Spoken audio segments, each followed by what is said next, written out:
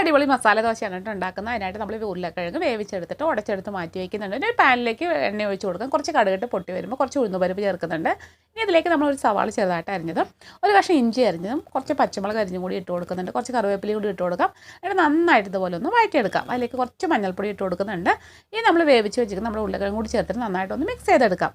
അതിനുശേഷം നമുക്കിതിലേക്ക് കുറച്ച് വെള്ളം ഒഴിച്ച് കൊടുക്കണം. വെള്ളം കൂടിപ്പോകാൻ പാടില്ല. ഇതിലേക്ക് ആവശ്യത്തിന് ഉപ്പിട്ട് കൊടുക്കാം. അതുപോലെ തന്നെ ഒരു 1/4 സ്പൂൺ കായപ്പൊടി കൂടി ഇട്ട് കൊടുക്കുന്നുണ്ട്. അത് നന്നായിട്ട് മിക്സ് ചെയ്തതിന് ശേഷം ഒരു 2 മിനിറ്റ് ഇതുപോലെ ഒന്ന് അടച്ച് വയ്ക്കാം. അതിനുശേഷം നമുക്കിതിലേക്ക് കുറച്ച് മല്ലിയില കൂടി ഇട്ടിട്ട് ഒന്ന് മിക്സ് ചെയ്തതിന് ശേഷം നമുക്ക് ഫ്ലെയിം ഓഫ് ചെയ്തിട്ട് മാറ്റി വയ്ക്കാം. ഇനി നമുക്ക് ദോശ ഉണ്ടാക്കാം. അപ്പോൾ ഞാൻ ദോശക്കല്ല് ഒന്ന് തുടച്ചെടുത്തതിന് ശേഷം കുറച്ച് വെളിച്ചെണ്ണയൊക്കെ ഒഴിച്ച് കൊടുത്തിട്ടുണ്ട്. എന്നിട്ട് നമുക്ക് ദോശമാവ് ഒഴിച്ചിട്ട് ഇതുപോലെ ഒന്ന് പരത്തിയെടുക്കാം. ഇനി ഇതിൻ്റെ മുകളിലേക്ക് കുറച്ച് നെയ്യോ എണ്ണയോ ഒക്കെ ആക്കി കൊടുക്കാം. അപ്പോൾ ഞാൻ കുറച്ച് നെയ്യാണ് കേട്ടോ ഇതുപോലെ ആക്കി കൊടുക്കണം.